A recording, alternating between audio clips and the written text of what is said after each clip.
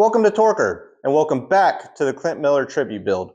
In the last part of this series, you saw me install the forks, the headset, the stem, and the bars. Well, let's keep that momentum rolling, and today we'll install the cranks and the wheels. So let's get into it.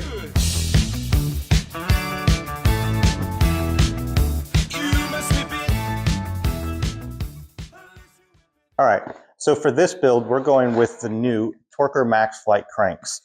These are very similar to the Redline Flight cranks that Clint would have been running on his 26-inch back in the day. So you'll see they're very reminiscent of the Redline Flights, but they have the 48 spline spindle. And speaking of that spindle, you can see here the spindle is a hollow spindle, making it very light and very strong. In the box, you get the bottom bracket with it, the cranks, and you even get extra stickers just in case you want black or yellow to go with your build. On this one, we got the black on. We're going to stick with the black. All right, so we're going to start out by installing the bottom bracket. This is a Euro bottom bracket. It comes with the cranks. Euro bottom bracket is threaded and it is side specific. It's marked with an L and an R, just so you know. And I'm going to start by putting in the left cup. If you remember in the last part of this series, I already greased the threads. Make sure that you're adding grease in yours. So whenever I'm installing the cups, I make sure that I go in the opposite direction. So like you're backing it out. This will help align your threads and make sure you're not cross-threading them. All right. So now I can tighten it up. You'll notice with the Euro bottom bracket that they're not like a normal thread. It doesn't tighten just clockwise. One is clockwise, one's counterclockwise. They both tighten to the back. So once it starts getting snug, I'll use my little spanner here. Throw that on. And continue to tighten it up. If it does get a little bit tight, don't force it. You want to back it out just to be able to get any of that whatever's clogging up the threads out of the way and get it to come down nice and smooth.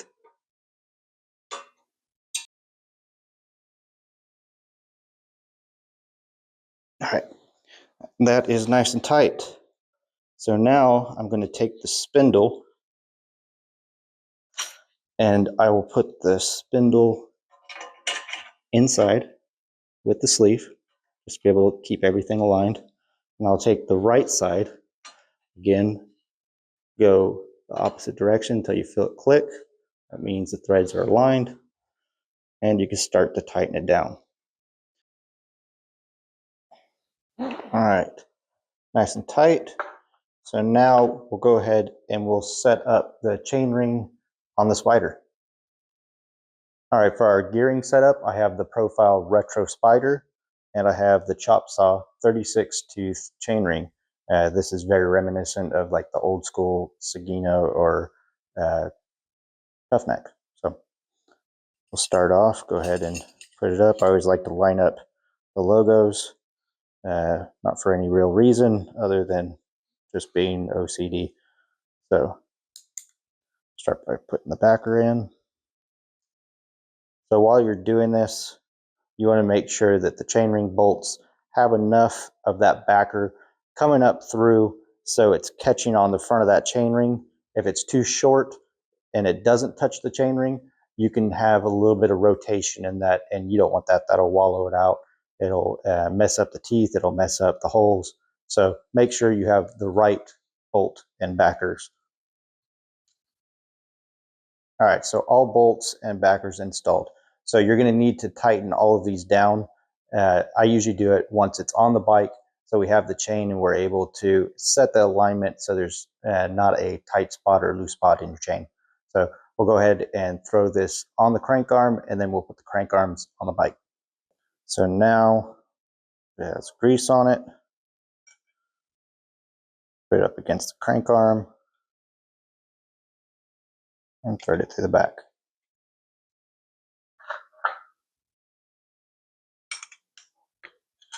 Don't worry so much about getting it tight right now. We're just getting it on there. We still have to make adjustments once it's on the spindle. All right, that should be good enough to get it in place without it whipping around too much. So now we're going to put the spacers on. For the spindle spacers, you have two different sizes. You have a wide one and you have a narrow one. The narrow one is going to go on your drive side, which will be behind your sprocket. There's a little upset on one side of the spacer. That upset goes in so it makes contact with your bearing.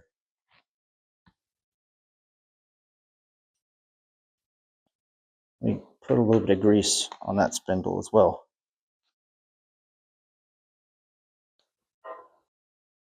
Don't be lazy about it. Make sure you get it on all of the teeth. Don't just do it on one side. We'll do the other side while we're here too. All about efficiency. Be efficient. While you got the grease out, grease your stuff. All right, all nice and lubed. So now we can get that crank arm on. Look at that, nice and smooth. All right, so now we can do the other side. So we'll put on the wide spacer. We'll grab that crank arm and we'll put on the other crank arm. Make sure you align the splines.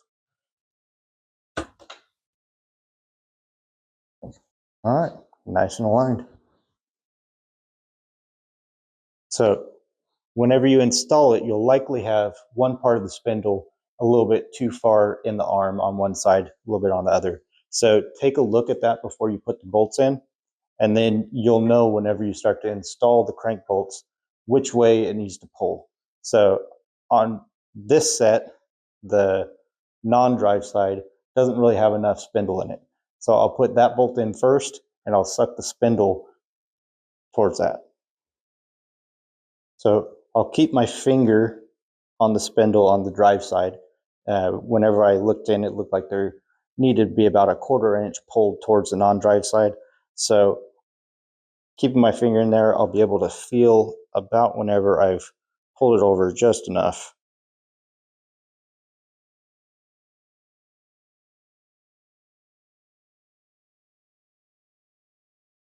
Now we can put this side a little bit faster. All right, cranks are installed. What do you think about that? From here, we can tighten up that sprocket, make sure we don't forget about it.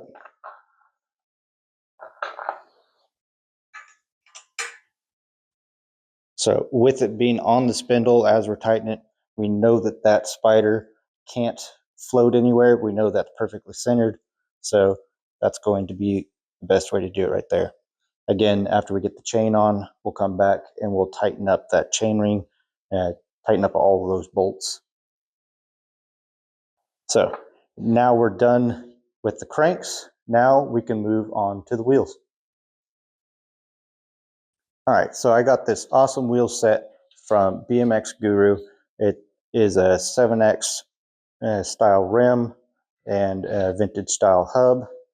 But while they're nice enough to include and install a freewheel for you, this isn't the size that I want to run on this build. So I'm going to swap it out, which is very easy. And I'll show you how you can do it too. So the tool is this one's a Park tool. It's an FR6, very handy tool to have on hand. So you just put it on. You put the nut on lightly just to keep it in place. And now you're going to go in the direction of the freewheel, and we'll back it off. Luckily, this one hasn't been ridden yet, so it was super easy to get off, but you can use this for an old set of wheels that you're trying to get off a freewheel. It'll be a lot tougher. You'll have to use some leverage on the ground, but make sure you use that nut to back up the tool. All right, so the freewheel that I am going to use is the ACS Pause. This is a 3/32 chain, a little bit narrow, a little bit racier, and it has a very nice nickel finish on it.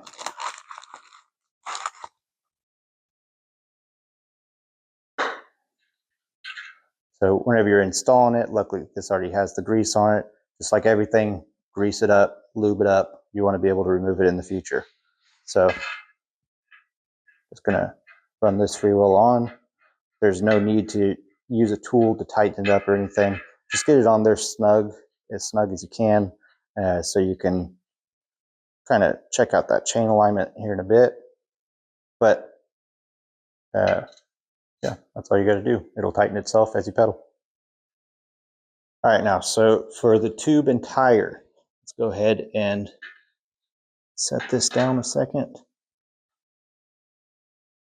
So what I always do is I'll pull the tube out.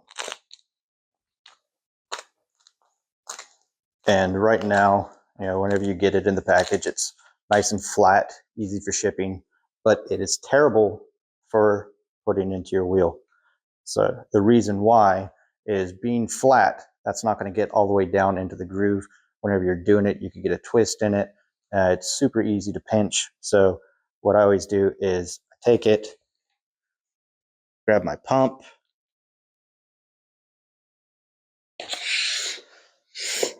give her some pressure.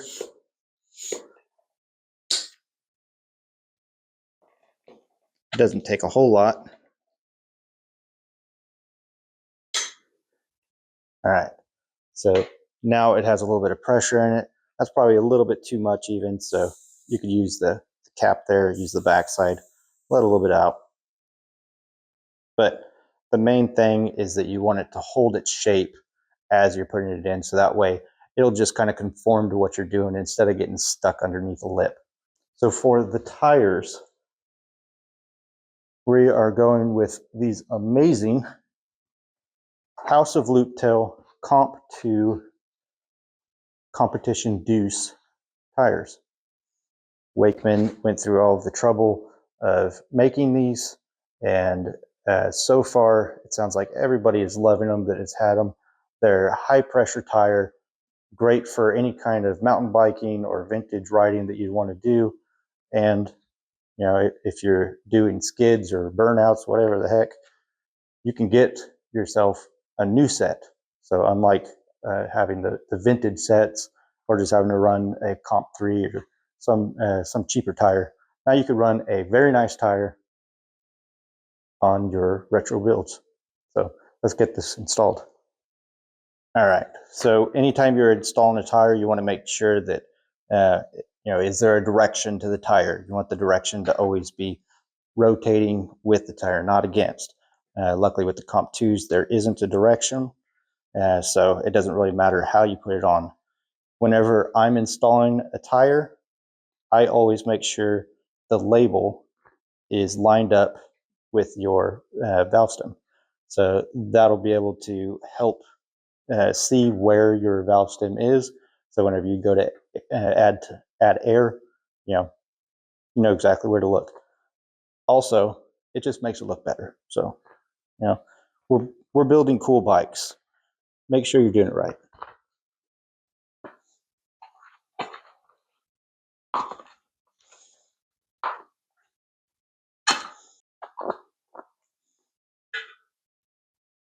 All right, still aligned. Everything's looking good.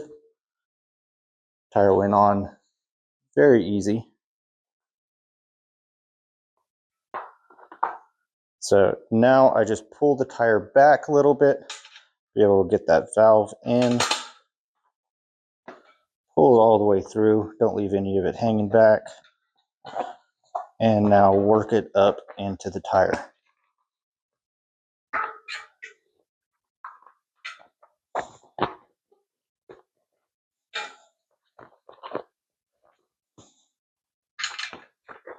All right, tube's all the way in. Now you can start working your way around the tire, getting that bead set. Again, I'm going to make sure that that label is exactly where I want it. Make sure the valve is straight. Sometimes whenever you're adjusting your tire, your valve's going to get a little crooked. So just make sure that the valve stays where it needs to be. Okay, valve in. Let's get that side seated. So I always work away from the valve. Just kind of lean it up against you.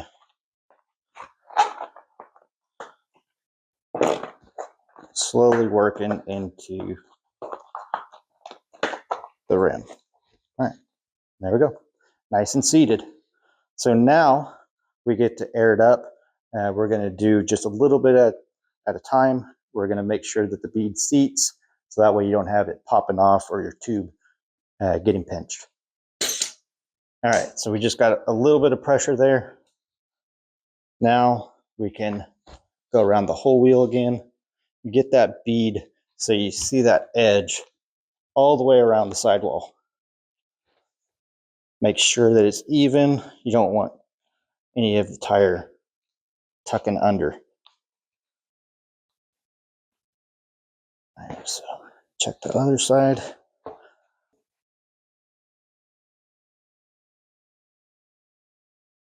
All right, looks like the bead is all seated. Now we can finish airing it up. Now we can set it in the dropouts.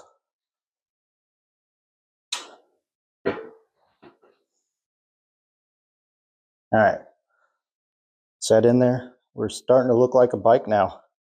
So now I will do the front, get it set, and then we can come back and we can start adding chain tensioners and doing any kind of adjustment that we need.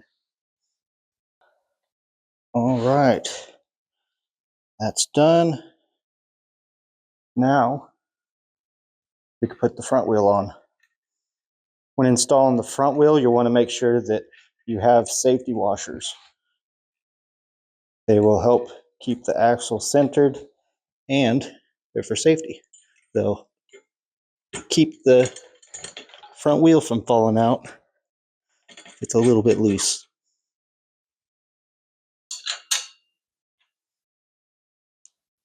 All right, whenever I tighten down this front, I just want to make sure that the wheel is completely centered in there. There is a little bit of play between the safety washer and the hole itself.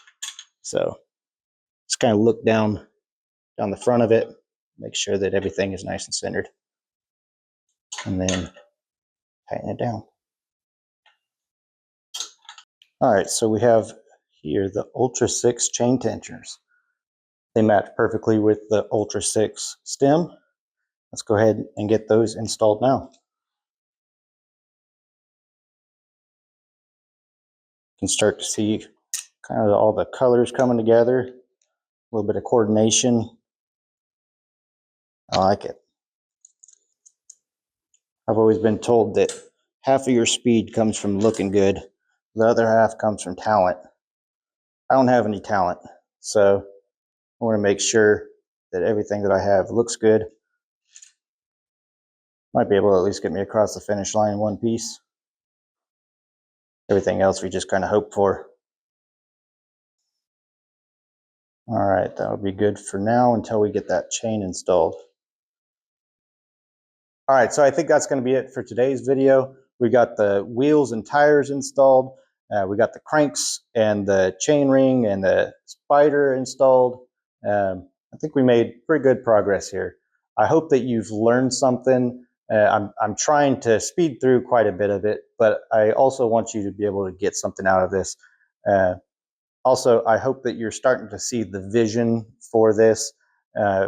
Clint Miller had a mix of black, blue, and gold on his bike. So while I'm not trying to make the exact replica, I am trying to get it very close as a tribute to what Clint Miller used to ride. So now that you've seen where we're going with it, let us know down in the comments, how are you going to build your tribute bike? Or if maybe you're not going to build one, but you have a dream bike that you want to do, how would you build it? Who would you build it for? What colors would you use? What era would it be? Let us know in the comments down below. But until the next video, we're probably going to wrap this build up. Call a friend, grab your bike, and get out there and ride.